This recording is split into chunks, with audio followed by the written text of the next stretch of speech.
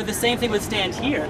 Their difference, biologically by being non-Aryan, has nothing to do with their value compared to the Aryans, because if we want to look at if we want to look for a common ground between the two, the Aryans are humans. The non-Aryans are humans.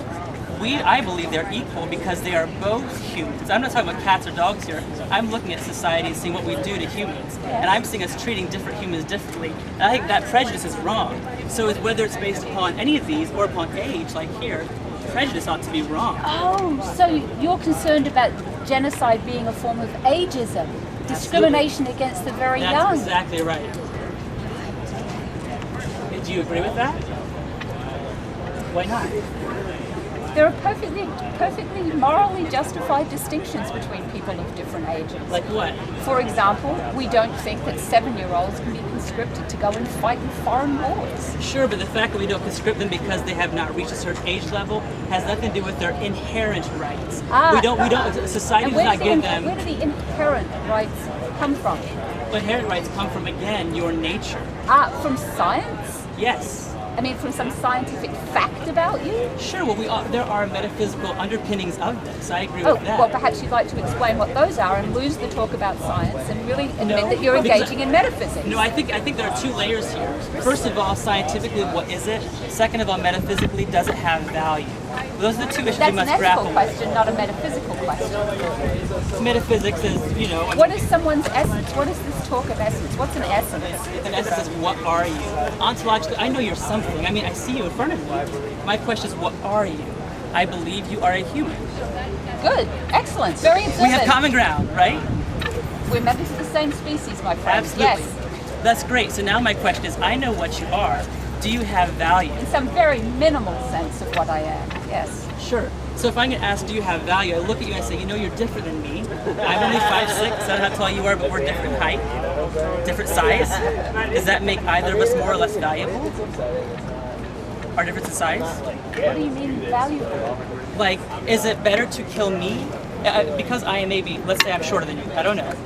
Because I'm smaller than you, ought society be able to kill me based upon my size? That is a dopey question. Why is it dopey? Can you answer it though? Value? Size? Sure. Killing? Yeah, I mean, because look, as throughout different societies, we describe value in different ways. And I'm asking because we say ageism, size, makes them less valuable. I'm saying maybe that shouldn't be. Why would, okay, so again, an unarticulated assumption on your part. Can you explain? Is that someone who kills a very, very, very, very young member of the species Homo sapiens sapiens believes that they are not destroying something with value. Your rhetorical position seems to assume that people who have abortions or perform abortions do not believe that they are destroying something that has value. And I would question that assumption. I'm sorry, if that's the assumption I made clear, I want to step back from that because my assumption has nothing to do with what they believe. My question is it right to kill those? The motives don't matter to me. What matters is that this child, this fetus, is being killed. And so again, it's smaller than me, smaller than you, but size doesn't matter because we all vary in sizes. That doesn't matter. Yeah, it's a member of a biological species. That's what I am too. Are you valuable? I don't even know what that means. I think it means that you have a right to live. But that's question begging. Because if I ask you on what does the right stand, you'll say, well, on your value, and then I'll say, but why do I have value? And you'll say, because I have a right to life. I'm sorry. Your value stands upon, again, I believe your value stands upon you being human. But you see, that's really not to say anything until you can explain. How is it subjective? Value? I mean, they are lesser citizens, they do have less value in our society. Sure, you're right, because we as a society confer certain rights upon people, like a right to drive, a right to vote, a right to smoke, a right to drink alcohol. Those are rights that we decide to confer upon you based upon what we as a society, how we want to function. Other things, though, are inherent to you because you are a human, Homo sapien, and because we think that is valuable. I haven't made any assertions about the moral permissibility of abortion yet at all. Is it right or is it wrong? I think it's actually morally impermissible to kill fetuses. I'm sorry? I think it is morally impermissible to kill fetuses. Why? But it's got nothing to... I don't know the answer to that question, and I'm certainly not prepared to stand out and just assert because we're members of the species that that's what makes it wrong. Have they been in this game? I haven't got a clue what makes How killing do you know, human is beings this wrong. Sure. Sure. I don't know. I'll be perfectly honest with you. I do not know and would not pretend to assert the true answer to the question of why lynching is wrong, or why abortion is wrong, or why genocide is wrong. I do not know the answer to the question I pose to you. What makes killing members of the species Homo sapiens sapiens morally wrong? That's the basic question. I concede it. I just do not know the answer to it. So if you don't know the answer to it, you can never tell Hitler, stop killing the Jews. There may be other reasons, What other pragmatic, non-moral, political reasons against things, but on that basic, fundamental moral question, no one, to my mind, has articulated a good answer. Here's one thing we can do, and in fact we were just talking about this in our seminar, we can just stipulate for the record. We'll just stipulate. Anyone who's a member of this species, right, has the following, completely unbridgeable rights, right? Or it is wrong to kill any member of this species. You can just stipulate that and move on from there. That's one way of proceeding. But it's intellectually vacuous because there is a fundamental question of why that is true, right? And that's the question I think people who are concerned about this, and you're obviously concerned about human life and death, that's the question you guys and we need to think really deeply about, because none of us have a good answer to it.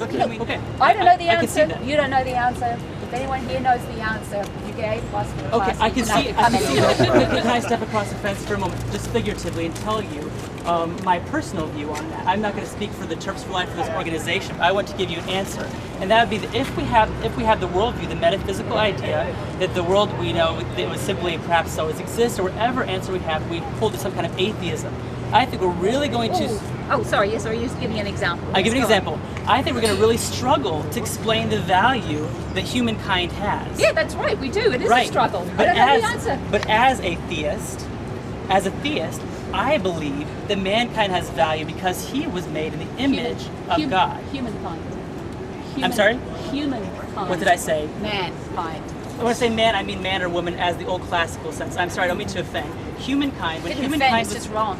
Humankind, yes. When humankind was created, I believe they were created in the image of God.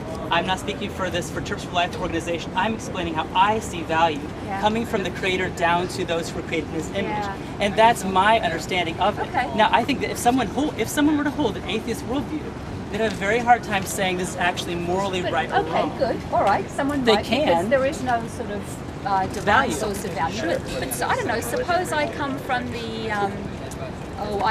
the lapidarian viewpoint. Okay. I'm Cosmological not familiar with viewpoint. it. The lapidarians say there is a giant magic butterfly who lives out in the universe, and I am made in the image of the giant magic butterfly. Sure. And that's where value comes from. On all fours with your account of value? I'm sorry? Is that on all fours with your account All of value? fours. Equally plausible? Equally plausible? I would say it's not equally plausible because I think we have good reason to disbelieve that idea. They were simply People a could butterfly. disbelieve your idea. Now You are more than welcome to disbelieve any idea that I submit to you. I'm simply submitting to you the ideas as I understand them. You may fully disagree. Until this kind of representation, I understand what you're doing. Actually, it's kind of clever, right? It's very powerful, especially to watch out for genocide signs. So you're succeeding, I think, in all of your aims. But these kinds of pictures make it very difficult for someone to actually express their well thought out moral view about something, because the rhetoric is forcing them and coercing them in certain kinds of directions that they can't be honest and public about. And what we need in this country is far more honest moral discussion, right, about that fundamental question. And that's the question we avoid. And we avoid it at our peril.